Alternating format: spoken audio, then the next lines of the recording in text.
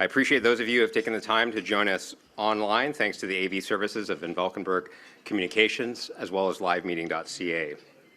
Our tickets for our in-person event sold out in just days, so we're certainly happy to be able to extend the platform to our audience digitally as well.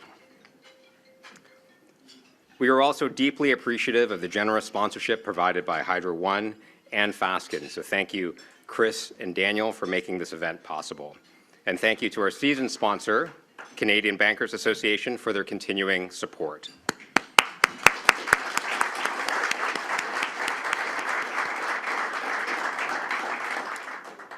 I'd also like to thank Canada's Forest Trust and ESG company Planting Smart Forests to take action on climate change with the power of nature. I'm pleased to share that our partnership will reduce the carbon footprint of our entire season of Canadian Club Toronto events. And now for our program. Preparing for our conversation today, I was struck by the clarion call in Prime Minister Trudeau's mandate letter to the Minister of Natural Resources, and I will quote here. The science is clear. Canadians have been clear. We must not only continue taking real climate action, we must also move faster and go further.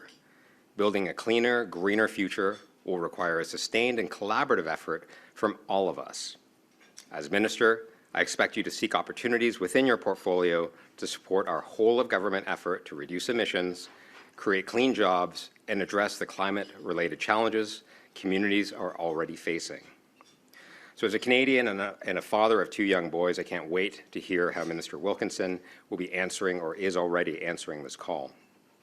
And so, what questions do you have for Minister Wilkinson? You will find in the room Q&A cards right on your tables and a pen. Feel free to fill those out. We'll pick them up and get them to the front for moderation, to our moderator, Dan Moulton. And for those of you joining us online, you can do the same. Hit the question button on the right-hand side of the screen, and we'll funnel in your questions that way as well during the broadcast. And now it's my pleasure to introduce our speaker. The Honourable Jonathan Wilkinson has the right stuff to lead a complex governmental portfolio that requires collaboration across multiple ministries to realize the more than 23 deliverables in his mandate letter. That is truly impressive. That is exactly 20 more things than I can handle at any one time. For the past 7 years, he has represented North Vancouver on Parliament Hill. Minister Wilkinson's previous portfolios make him a natural for his current role. He has served as Minister of Environment and Climate Change and Minister of Fisheries, Oceans, and the Canadian Coast Guard. During his career in the private sector, he worked with companies that were dedicated to the development of green technologies. He was CEO of both Questair Technologies and what is now known as BQE Water. His senior leadership role with Nextera gave him deep experience in the energy and environmental tech sectors. After Minister Wilkinson completes his remarks, my colleague, Canadian Club Director Dan Moulton, will join the Minister in conversation and also to moderate your questions. Mr. Minister, the Canadian Club podium is yours.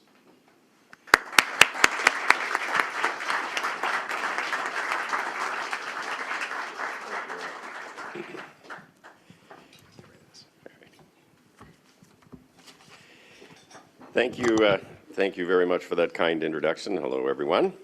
C'est un plaisir d'être ici avec vous aujourd'hui. Merci au Canadian Club Toronto pour son accueil. It is always a pleasure to be back in Toronto. I grew up in Saskatchewan. I think David Hurley's here. We talk about that a lot. And I now live in British Columbia, but I was actually born in Ontario. I was born in the Sioux. I spent my early youth in Moosonee, if you can believe it. And I actually spent a number of years living here in Toronto working for a company called Bain & Company, and so it's always nice to be back here in Toronto. I want to begin by recognizing that we are meeting on the traditional and ancestral territory of many nations, including the Mississaugas of the Credit, the Anishinaabe, the Chippewa, the Haudenosaunee, and the Wendat peoples. I would also like to acknowledge that Toronto is covered by Treaty 13, signed by the Mississaugas of the Credit, and the Williams Treaties signed with multiple Mississaugas and Chippewa bands. I also want to recognize one of my colleagues who's here in the room, Nathaniel Erskine-Smith, who is a fantastic representative for beaches here in Toronto and helps me regularly to ensure that I'm doing the right thing in Ottawa. Regularly, so. me start this discussion by saying that I believe that Canada is uniquely placed to take advantage of the major areas of growth that are going to be driven by the transition to a low-carbon future. What we need at this moment in our history is a thoughtful, collaborative, and ambitious economic strategy that will create wealth and good jobs in every region of this country, while ensuring that we meet our ambitious and necessary climate goals. In this day and age, I don't believe there's any real debate in any province or territory about the reality nor about the causes of climate change. The scientific consensus is overwhelming, and it has been for many years now. I believe that the vast majority of Canadians in every province and territory understand the reality of what kind of world we will be leaving to our children if we do not address the climate issues in thoughtful and substantive ways. I also believe that in each and every province and territory in this country, our citizens are looking for their leaders to get on with building an economy that will serve our needs and will protect the planet for the long term. However, where there is, and there should be, vigorous discussion and debate is how we make progress on reducing carbon emissions in line with what science tells us we must. True collaboration, almost by definition, requires compromise. It may seem obvious, but it bears stating that we simply cannot have a functioning federation without a fair degree of compromise. This applies to pretty much every file in government. But while we can and should compromise with each other, we cannot compromise with science. So we must remain united in our objective of lowering emissions at a pace and a scale that is consistent with what science tells us we must do in order to ensure a livable planet for future generations. But by all means, let us debate, let us collaborate, and let us compromise on the pathways to get there. It is in this context I'd like to talk about two broad subjects. First, the brutal and unjustified invasion of the ongoing war in Ukraine and the implications of this conflict for critical issues around energy security, affordability, and yes, climate change. And second, Canada's economic future in the context of climate change, namely how we can work to ensure that all regions of Canada secure the jobs, economic opportunity, and prosperity that are available in the transition to a low-carbon future for those who act thoughtfully and early. Commençons par l'Ukraine. As you well know, the effects of the war in Ukraine are having significant implications well beyond Europe. Because of Russia's illegal invasion, energy affordability and security are now at the forefront of international affairs. I was saying in the conversation over lunch that Natural Resources Canada is typically a department that is quite domestically focused. It is no longer domestically focused. Half of the job in this portfolio is related to international energy security issues. The conflict has exposed the vulnerability of global markets and impacted the supply chains for many other key commodities and industries. Significant volatility in energy markets have resulted in elevated and unstable pricing. The energy security implications for Europe are potentially devastating. For the Europeans, this isn't just a matter of inconvenience. This is about a fundamental threat to their ability to provide the basics for their citizens: heat for their homes, fuel to transport food and goods, power to sustain their industries. Not surprisingly, Western European countries are working vigorously to secure predictable energy supplies in the context of what is an increasingly belligerent Russia. In the short term, Europe is looking to replace Russian energy imports with those from other countries, while concurrently aggressively accelerating a transition toward non-emitting and more secure forms of energy, including renewables, hydrogen, and nuclear. Europe's efforts to transition to non-Russian sources of oil and gas, reduce consumption, and shift to renewables and hydrogen is not sequential. They are looking to do all of these things concurrently. And as part of these efforts, they have asked for help from their friends. And Canada has responded. We were the first country in the world to ban imports of Russian oil and petroleum products. We then worked with industry to increase oil and gas exports in the short term by about 300,000 barrels a day equivalent by the end of 2022, and we are on track to meet those numbers. Europe has also asked us to look at how Canada could potentially assist with liquid natural gas and hydrogen from Eastern Canada, which is why we have established active working groups with Germany and with the European Union. I should also note that liquid natural gas from the west coast of Canada can also assist our European friends by providing enhanced supply to global markets, which essentially will allow the displacement of gas and more gas to be available to our friends in Europe, even though we are shipping largely to Asia. LNG Canada, which is currently being built, will do precisely this. It will be one of the world's lowest GHG emission intensity LNG projects. A second BC LNG facility, Woodfibre, has also received regulatory approval and offers an even lower emissions profile because they use electricity to liquefy the gas. Beyond LNG, we are also assessing Canada's ability to enhance the export of other strategic commodities that have typically been provided by Russia and Belarus, including things like potash and uranium. And we are discussing actively opportunities to assist with nuclear energy with a number of European Union members.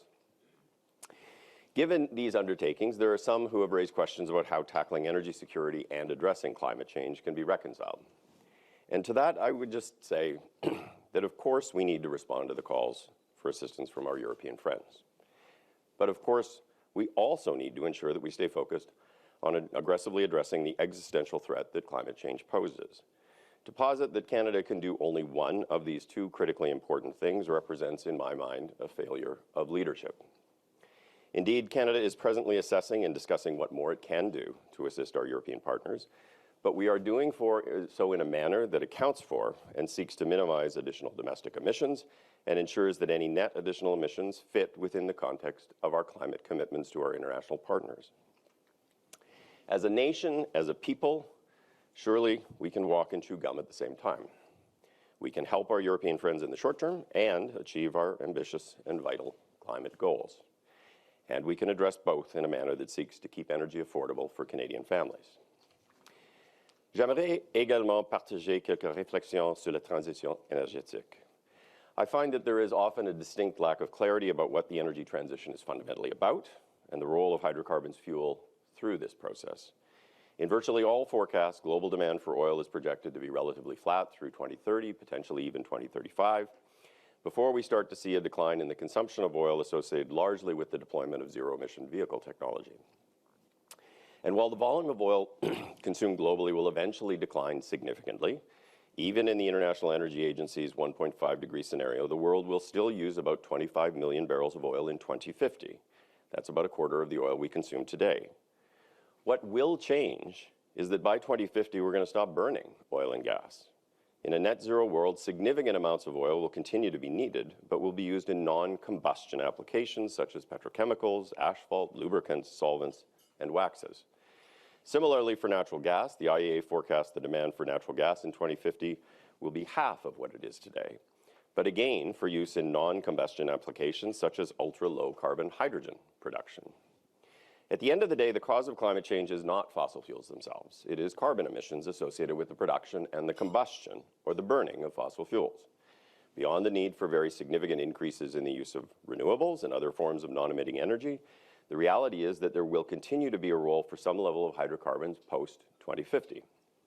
And during the coming 30-year period of transition, during which some volume of hydrocarbon combustion will continue to exist, and even beyond 2050, when we have largely eliminated fossil fuel combustion, countries that focus on producing hydrocarbons with ultra-low production emissions are likely to be the last producers standing, which underlines the critical economic necessity of taking strong action to reduce emissions from Canada's oil and gas sector. Let me just reiterate that point. Aggressive action to reduce emissions from the production of oil and gas is critical for any producing country that wishes its resources to be relevant in the energy transition and in the coming low-carbon future. So Canada can and must seize the economic opportunities of the energy transition to a low-carbon future and ensure an affordable and prosperous future for all Canadians, all against this geopolitical, climate, energy, and economic backdrop that I've just discussed. Even before the events of the last few months, the global economy was changing, and it was changing very rapidly, and that change is only going to accelerate. Around the world, financial markets are increasingly pricing climate risk into investment decisions. Smart money is flowing away from assets that are not compatible with the transition to a net zero world and towards opportunities that are. Just as any successful business must be capable of interpreting and reacting to changes in the business environment if it wants to succeed, countries must also be capable of thoughtful response and action to sustain and enhance their level of prosperity. It is in this context that Canada can choose to be a leader in the global shift, or we can let it happen to us with all of the attendant consequences of being a late mover. As the world moves towards a lower carbon economy, a key question on which we must collectively focus is how to build on Canada's comparative advantages in a manner that will create jobs, economic opportunity, and prosperity. My job, as I see it, is to work with folks like you to determine how to best utilize the abundance of resources, technology, and experience that exist in this province and in this country, and pursue those opportunities that will drive significant job creation and economic growth. To remain competitive and drive economic growth over the long term, we have to think about economic opportunities both sectorally and regionally. Opportunities from a sectoral perspective will come from new products that enable a low-carbon future, such as critical minerals, hydrogen, electric cars and buses, battery technology, renewable energy, low-carbon building products, small modular reactors, and other clean technologies. And regionally, each province has a relatively unique mix of their own natural resources, so the economic opportunities available to them, and therefore the approaches to a clean energy transition, will be different across the country. What are huge opportunities in Alberta are different from what those are in Ontario or in Nova Scotia. What we need is a plan based on comparative advantage, one that aligns the efforts of resources of all levels of government as well as the private sector, a plan that also respects the rights and the interests of Indigenous people. Canada needs such a plan that acknowledges the reality and the urgency of climate change, a plan that looks to seize the emerging opportunities. We cannot and should not pretend that climate change does not exist, and we should not also pretend that one can simply rely on technology to save us. As somebody who spent many years as a leader in the clean technology sector in this country, I am very well aware of the importance and the power of technology in addressing climate change and in growing a sustainable and prosperous economy. However, I'm also very much aware that technology on its own is not a climate plan. We should be very clear that simple slogans such as technology, not taxes, represents not only a fundamental lack of understanding of both the reality and the urgency of climate change, but also a fundamental lack of understanding of what is required for Canada to sustain and enhance its prosperity in a low-carbon world. Let us all be very careful about simple slogans and reckless economic prescriptions that look backwards in time rather than forwards. Building a strong and thriving economy is why we recently launched what we call the Regional Energy and Resource Tables. The goal of these tables, which are being launched in partnership with federal, provincial, and territorial governments, will be to identify the most significant 3, 4, 5 areas of economic opportunity in each province and territory that will be enabled through a transition to a low-carbon future. Unique opportunities that can truly move the needle from an economic perspective, not the 35 different things that we could be talking about. We are using a phased approach to start these tables with the intent of having tables underway in every province and territory in this country by early next year. We started the process with 3, British Columbia, Newfoundland, Labrador, and Manitoba. On October 12th, we launched 5 more tables in a second phase with Yukon, Northwest Territories, Prince Edward Island, Nova Scotia, and New Brunswick. And this morning, I am very pleased that Minister Smith and I were together in Darlington to announce that that we will be starting a table with Ontario. Through these tables, we will seek to establish joint goals, to align the resources that we both bring to the table, to identify areas where additional resourcing may be required, and to discuss how we better align and optimize existing regulatory and permitting processes. We will be seeking engagement with Indigenous leadership and key stakeholders, very much including industry and labor.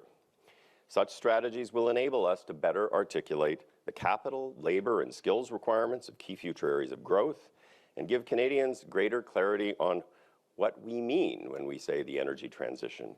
In essence, it will enable a better discussion of what is often described as the just transition, by enabling us to have a better collective understanding of and plan for the necessary labor requirements of the low-carbon world. At times, there are some who have underlined concerns about the potential for displacement of workers as we go through this low-carbon transition, and as oil and gas begins to play a less significant role as a driver of economic growth.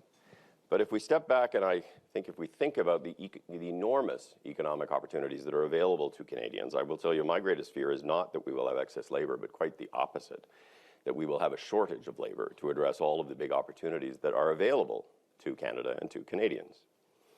By establishing a regional table between federal and provincial governments, we can ensure that the 2 levels of government are pulling in the same direction towards a clearly defined set of priorities, which I think is something, to be honest with you, Canadians want us to be doing.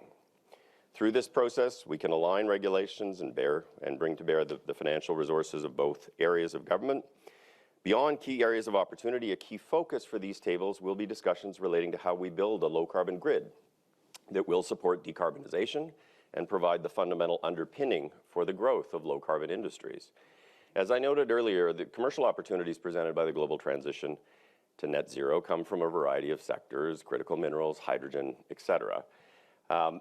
But they all have something in common. They are each enabled by a reliable, affordable, and non-emitting power grid. The net zero world is going to be built on clean energy. So as we transition to that net zero world, a power grid that provides clean energy to homes and businesses when they need it, where they need it, and at a reasonable price is a massive competitive advantage. We are already seeing this vis-a-vis our American friends, where Canada has a grid that is about 82% emissions free. That is not true in the United States. And certainly some of the mandates that have been secured recently for battery manufacturing, for example, are a function of the fact that we have clean electricity and that people who produce those batteries can actually market those batteries as essentially zero carbon. There is, of course, the remaining 18% of our grid that needs to be decarbonized, and as Canadians know all too well, there are energy affordability concerns, particularly in certain parts of the country, that need to be addressed. But the most pressing challenge ahead of us is scale. If we are to simultaneously decarbonize and grow the Canadian economy, we need more clean power. We need a lot more clean power. As Canadians replace their oil furnace with electric heat pumps, we need to provide them the clean power to make those heat pumps work. As Canadians plug in more and more EVs in their garages overnight, we need to provide the clean power to charge those cars. As Canadians look to grow and decarbonize warehouses, office, factories, work sites, and more, we need to provide them the clean power to do so. And as we look to become the provider of low-carbon products to the world, including products that exist today, but can be done in a manner that is far lower carbon, which will make them far more marketable on the international stage, like steel and aluminum, we need a lot more non-emitting power to do it. The building out of the clean grid across Canada at the pace and scale necessary to enable the energy transition is an enormous undertaking. I actually view it as a nation-building project akin to the building of the railway. However, unlike that project, this significant undertaking clearly must be done with the participation of Indigenous peoples and must seek to advance the interests of everyone in Canada.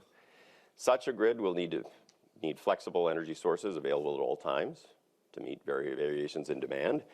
And even as we build up renewables, baseload sources of energy will need to be part of the mix. To achieve our climate and our economic goals, Canada must be open to the deployment of all non-emitting technologies and energy sources, but clearly each must be capable of competing from an economic perspective. Nuclear power is one source that can help address the future demand gap and help us reach our climate targets. And that is why I was very pleased this morning to join my friend and colleague, Minister Smith at Darlington, to announce federal participation in the very first commercial small modular reactor project in Canada. In closing, it is clear that the global economy is changing, and it is changing because the science of climate change tells us that it must change. And by playing to our historical strengths and acting thoughtfully and strategically, it will become a sustainable and inclusive natural resource-driven economy. Canada is uniquely placed to take advantage of major areas of growth that will be driven by the transition to a lower carbon future.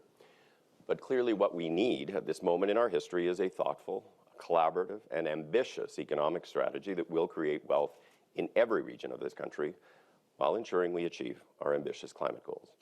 I am committed to working with you and folks like you across this country to build this more sustainable, affordable, and prosperous future. So my thanks very much for having me today. Merci beaucoup.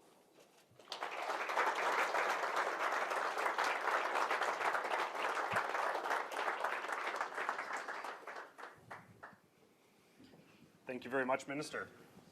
So just a reminder, please do fill out your question cards on the table if you would like a question posed to the Minister. Minister, I'll start, if I could, with some of your early comments about the global security situation and our allies in Europe.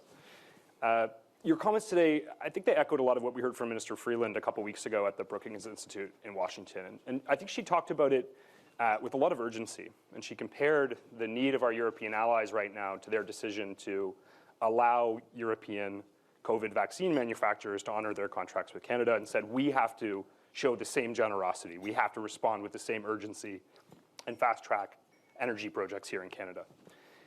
Could you speak a bit more about what that means and what perhaps the government's going to do to address skepticism that might exist in the market about fast-tracking those projects right now? Yeah, I would say a couple of things. I mean, to be honest with you, this is something Mr. Freeland and I talk about a lot. And I was a little surprised by the reaction in the media to the Brookings speech because, to be honest, it's not inconsistent with many of the things that many of us have been saying for quite a while. It is clearly the case in this country that we need to find pathways through which we can develop projects more rapidly than what we have been able to in the past. And it's not that other countries haven't had similar experiences than we have in terms of these kinds of things. I will tell you, when I meet with Secretary Granholm, the American Secretary of Energy, she often tells me how they look to our environmental assessment process as a model because we can actually get mines permitted and they cannot. So it's not like other people don't have those challenges. The challenge that I think that we have going forward is, A, in the short term responding to Europe, but in the longer term, it's about actually being able to get projects moving at a pace that will actually allow us to do the things that we need to do to address climate change. And I would use mining as a great example of that. Right now in Canada, it typically takes us at least about 12 years to go from beginning to mine opening. On the international stage, it's actually worse. It's 15 to 18 years. If it really takes us 12 years to develop a new lithium mine or a new graphite mine or a new copper mine, we will not have sufficient quantities of the minerals that we need to actually build the cars that are required to actually get rid of the emissions in the transportation sector. So we have to figure out how to do things better and go faster. It is something that we have challenged ourselves with. The first step is ensuring that we are abiding by the regulatory timelines in the Impact Assessment Act that we put into place. And I will tell you that is something I am very focused on. But it's also trying to figure out ways in which on the federal side we can do things more rapidly. And there is a whole process that we have working interdepartmentally to try to optimize that. But it's also these regional tables where we have federal processes and we have provincial processes. And every province has their own regulatory and permitting process for these kinds of projects as well. And often we are in a situation where the federal and provincial processes work consecutively rather than concurrently. And part of the whole process here, and it's something I know Minister Smith and the Ontario government are very interested in, is how can we actually find ways to not cut corners from an environmental perspective, not cut corners in terms of discharging our obligations to Indigenous peoples, but do things far more efficiently to get to an end state that actually allows us to make decisions on progress, on projects. On the European thing, I would just say, look, we are responding. We have responded. We are responding. I talk to my German counterpart very often and my European Union counterpart. I met with the Polish ambassador last week, and their interest is actually on a transition towards nuclear. Others, it's about hydrogen and renewables. We are certainly working with respect to some of the issues on liquid natural gas. We are very alive to that, and I think it is incumbent on Canada to do everything it can to try to help our European friends in what is a crisis for them. Thank you. You know, I would say that a lot of your supporters would have seen this federal government as being among the national governments in North America. It's sort of carrying the mantle on climate leadership since 2015 up until this year. And that has in some ways been drawn into question by the passing of the Inflation Reduction Act, right? There is a huge amount of demand now south of the border for action on clean technology. And there's skepticism or concern, I would say, in Canadian business communities about Canada falling behind, given the capital flow demand that comes from the passing of that act. What is Canada going to do, perhaps a bit of a preview on the fall economic statement, what is Canada going to do to make sure we don't fall behind? So, I mean, let me say first and foremost that I certainly and the government welcomes the Inflation Reduction Act. You know, and I do think it's important that people pause and reflect. For the last 7 years, this government has aggressively pursued the development of a plan and begun to implement many elements of that plan in order to address the climate issue in a manner that actually is consistent with trying to create an economy that will be strong in the future. The United States for 6 years did very little on the climate plan at the federal level. It's not true at the state level. Some of the states have continued to move on. And so it is great that they've done it. But let's also remember that there was a long period of time where nothing was done. And so there are big chunks of the Inflation Reduction Act which are essentially catching up to many of the things that we've done. I think it's also important for understanding that the Americans are using one tool, right? In Canada, we have looked at a balanced approach where we are using pricing of pollution, which is the most efficient way to actually drive down emissions in a manner that actually incents innovation. We've used regulatory tools around phasing out of coal and around the clean fuel standard and a number of other things that essentially create regulatory requirements to drive change. And we have actually spent money. In the United States, they've made a decision they're just going to spend money. And that is because they have a different legislative architecture in that country, and that's the way in which President Biden could move forward. So there are some areas where you actually have to look at the full basket before you and assess whether there is a competitiveness impact or not when you actually look at the full basket of things. But it's also true to say that there are some areas in the Inflation Reduction Act where they've gone beyond what we have. And some of those areas, I would say, we view as being strategic for Canada. Certainly some of the things that they've done relating to hydrogen are a challenge. I think some of the tax-related measures they put into place or are planning to put into place relating to battery manufacturing and minerals processing create a challenge. And so there are a few areas like that where, you know, I think Minister Freeland has been clear and I've been clear that I think we will need to respond. I'm not going to tell you when we're going to respond, but we will need to respond because at the end of the day, we want to ensure that there is a competitive place for folks to make investments in Canada. But I also would say I was speaking with some of the folks in the White House after the IRA came out, and what I said to them is, we salute the work that you've done. You have now created a playing field in some areas that is not level, and we are going to have to look at how we level that up.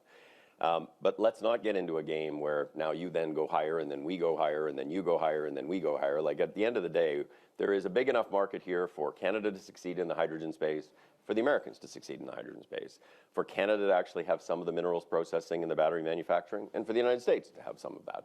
And at the end of the day, we need to be working on this together. I think that is something that they do understand. And I think one of the positive things about the part of the energy transition is Canada has more levers in this world too. The Americans need our critical minerals, and so there is greater leverage on the part of Canada than perhaps we may have had in some areas in the past. I want to pick up on hydrogen, because you mentioned it a few times, and I have a number of questions from the audience about hydrogen and what the government's hydrogen strategy looks like. And I understand you're a hydrogen car owner yourself, so interested to know a bit where you see hydrogen factoring into the energy transition, blue, green, otherwise. How do you see that factoring? And you know, what is it like on a personal level to be participating in that? I'm interested in knowing. So you're going to have to cut me off probably. I like talking about hydrogen.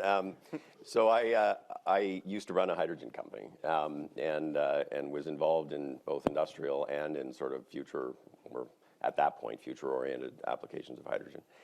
I actually think hydrogen is, again, we have to be very clear that there are no silver bullets here, right? There are a number of different solutions to different problems. Hydrogen actually is a solution to a number of them, I believe. I think there are ways to help us both do some short-term decarbonization and in the longer term to actually fully displace hydrocarbon fuels in a bunch of applications. Like I would say, I think hydrogen has a big role to play in heavy-duty transportation.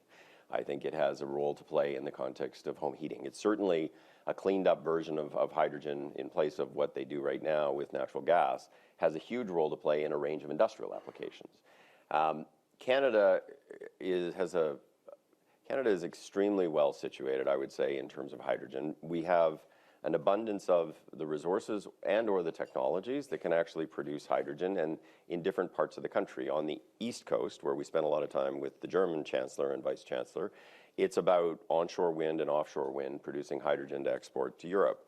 In Western Canada, particularly in Alberta, it's about actually finding pathways through which you can actually get rid of virtually all of the carbon from natural gas. And I will tell you there are a range of technologies that can actually do that. You have to continue to do work in the upstream to reduce those emissions, but ultimately you can get to ultra low carbon hydrogen from natural gas. And I will tell you the Japanese and the South Koreans and others are very interested in that. Here in Ontario, I think the pathway through small modular reactors is a pathway through which hydrogen becomes a reality, or a potential reality here, as both a domestic opportunity and as an export opportunity. And I think with hydrogen, you need to be thinking about both. We have to build domestic load. It can't be an industry that's only based on export. We have to build a domestic load. We need to create initially these hydrogen hubs that actually create that kind of load. And then we actually need to be thinking about how we can help other countries. Europe will never produce enough hydrogen for itself. It is going to need to import it from somewhere. Why not Canada? Japan is never going to be able to produce enough hydrogen for itself. Why not Canada?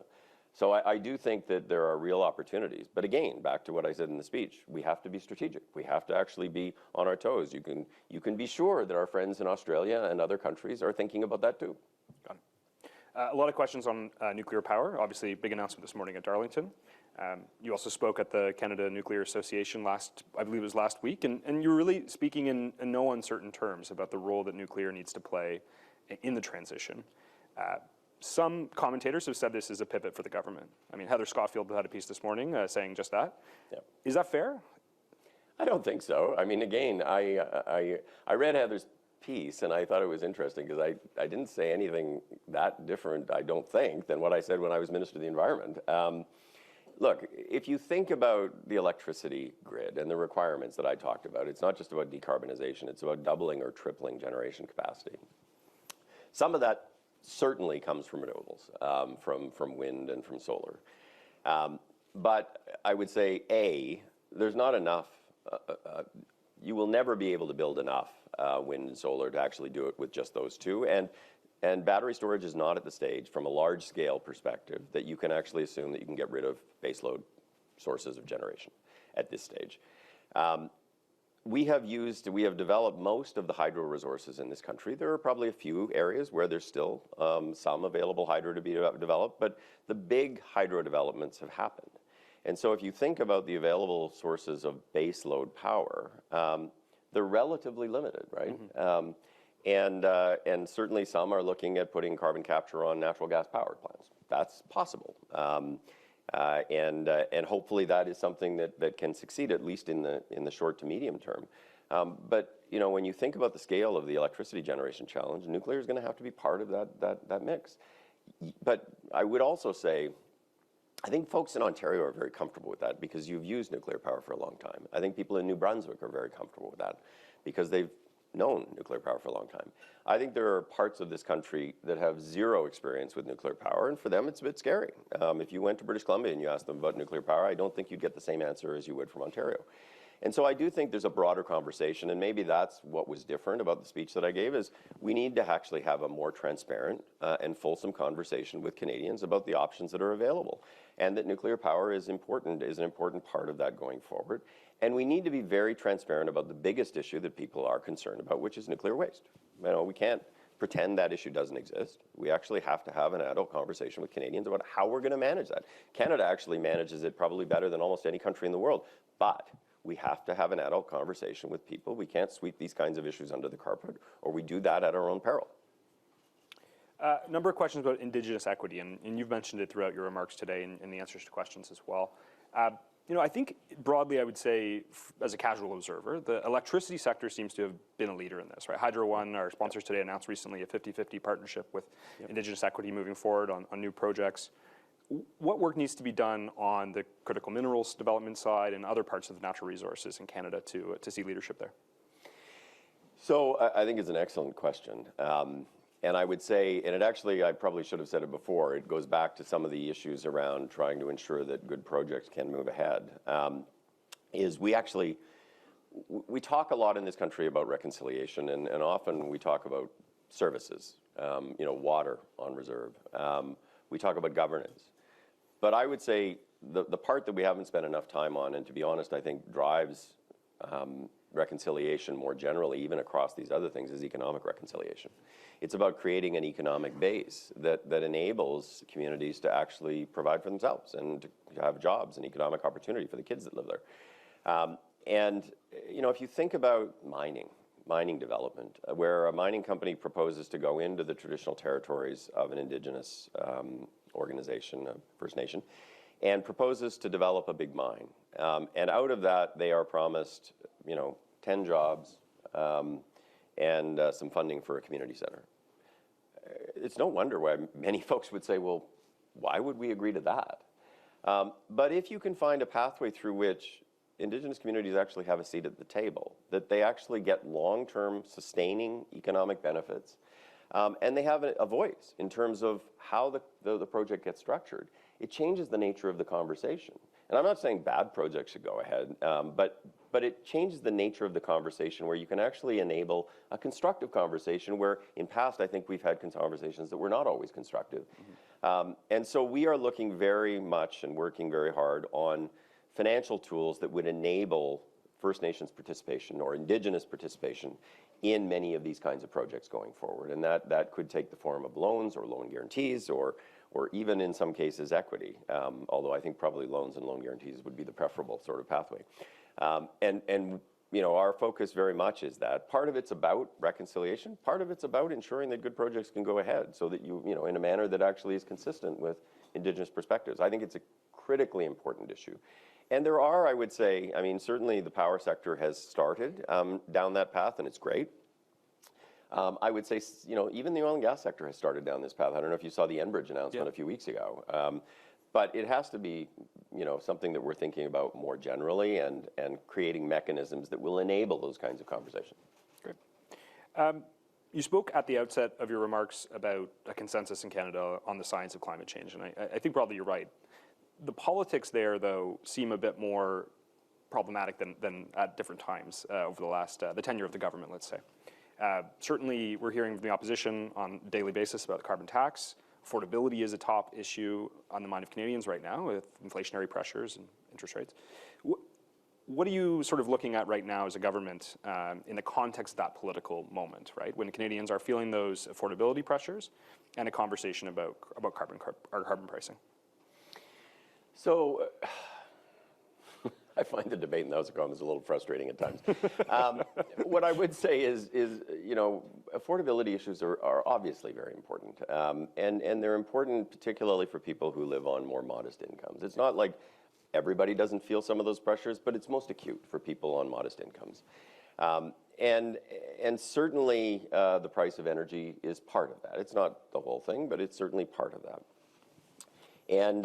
And so, we need to be thoughtful and responsive to that. I would say one of the pinch points, irrespective of the price on pollution, is home heating oil in mainly Atlantic Canada and in some parts of rural Canada, where, given where the price of oil has gone, it's much more challenging and much more expensive for people to heat their homes. We need to respond to that. We've started to do that in a manner that is about trying to help them move towards electrification, which will lower their costs.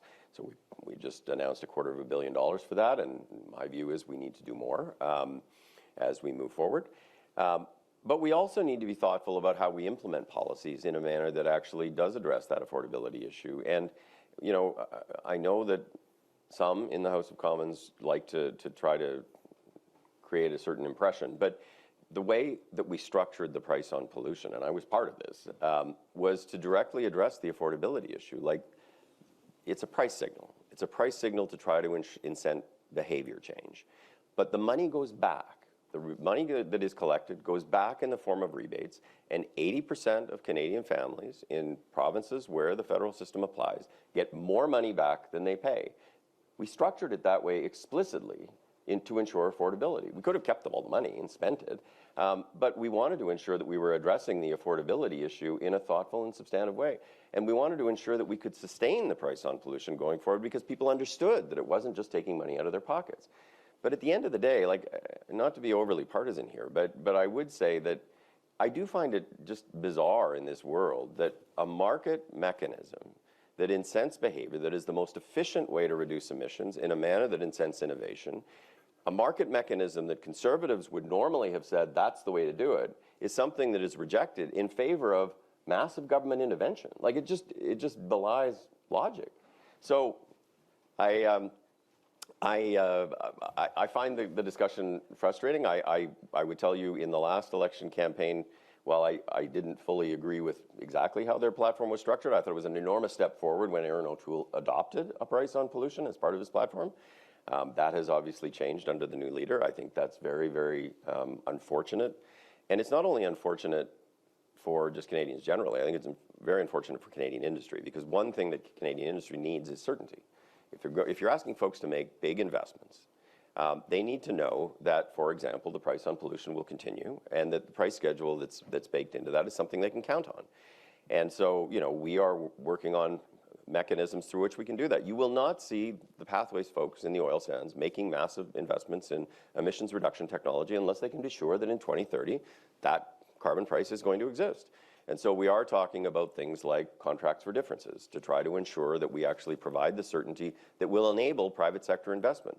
But nobody wins from this kind of uncertainty. And at the end of the day, my view is the vast majority of Canadians know climate change is real, know we need to deal with it, and they should be demanding of all of their politicians that they have a credible plan that actually will address the emissions issue, but do so in a manner that will incent and create an economy that can be strong and prosperous in the future. Thank you. I got the signal we've got to wrap up soon, so I'll ask you one last quick question. Any book reviews? What are you reading right now? Oh my God. I will tell you, I would love to be reading more books. I actually go home with like 4 binders every night. And my chief of staff is sitting there, she can tell you. So I typically am simply reading everything that folks give me. I was given a book yesterday that I am going to read, but I haven't read anything in the last couple of months other than the stuff that actually comes out. A lot of briefing books. Understood. Yeah. All right. Thank you very much, Minister. Okay, thank you. Thank you.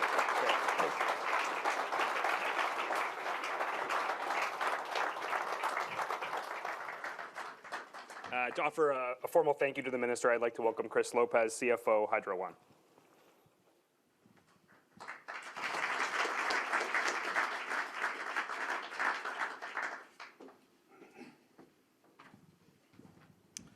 Okay, I could see the passion there, Minister Wilkinson, and your deep knowledge of the power industry and the transition is admirable. Minister Wilkinson, thank you for your inspiring remarks on the energy transition and the opportunities for Canada to show leadership, not just provincially, federally, but globally on the international stage. The 2 announcements you made today are certainly encouraging. The first one this morning in terms of support for the SMRs, small modular reactors, will help us not only in Ontario, but to take that technology across Canada and then ultimately across the globe, as you heard earlier on, mostly in Eastern Europe, are very interested. And the second one is in regard to the Ontario government entering the roundtable. I think there's nothing better than identifying what's unique about each province and then encouraging them to come to the federal table and work out the unique solution that will be required for them to be successful in the new global economy. Hydro One is very pleased to be a lead sponsor today. We share your commitment to enabling the energy transition. As you know, Ontario already has a great story. I heard you say around the 80%. Well, with over 90% clean electricity, we're attracting businesses who are striving to meet their net zero targets. And I agree with your comments around we have a unique proposition here in Ontario to bring EV manufacturers. We already have the vehicle manufacturing capability. We've got a very clean grid, and now we've got the minerals to supply that, which I do believe is the competitive advantage because they will come in short supply. The Chinese were very good at monopolising it, and Ontario has been gifted with a really good opportunity here. As an industry, we expect to see more change in the next 10 years than we've seen in the previous 100. Daunting, but also very exciting. Coming from a background in both mining and power utilities, I'm excited to see how together the 2 industries can and will enable electrification and the clean economy in Ontario, Canada, and globally. As we look ahead, it's critical that we have the necessary infrastructure in place to electrify our economy so we can enable customer expectations and carbon reduction goals. In Ontario, Hydro One is developing critical transmission projects to support growing demand, electrification, and the supply chain for electric vehicles, which I spoke about earlier. Building new transmission requires Indigenous participation. I heard your comments today and I couldn't agree more. And we are proud to have recently announced a new industry-leading 50-50 equity partnership model with First Nations. True partnership where they're at the table with an equal say. For all new capital transmission line projects with a value exceeding $100 million. As we look towards the next decade, a decade of change and innovation, or change through innovation, in support of the energy transition, we are excited to work with governments, customers, Indigenous communities, and industry partners as together we create our clean energy future, a better and brighter future for all. Thank you again, Minister.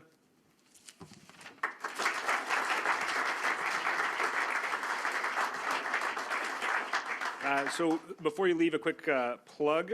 First of all, I'll say one more time, thank you, Minister. We really appreciate you being here today, and thank you for taking questions. That is always a highlight of these events. One final round of thanks to our sponsors at Hydro One and Fasken. And a quick plug on some future events. On Monday, October 31st, Minister Bethlenfalvy, Ontario's Minister of Finance, will be here for a speech at the Canadian Club breakfast to discuss building Ontario in uncertain times. And on Thursday, November 3rd, the founder, chairman, and CEO of Vista Equity Partners, Robert F. Smith, will be our guest of honor. Visit thecanadianclub.org to learn more about our upcoming events and purchase your tickets. It's our vision to be the podium of choice for relevant and provocative conversations, connecting the business community, and promoting an inclusive and prosperous Canada. We aim to achieve this at every event. Thank you for helping make this possible. we hope to see you again soon.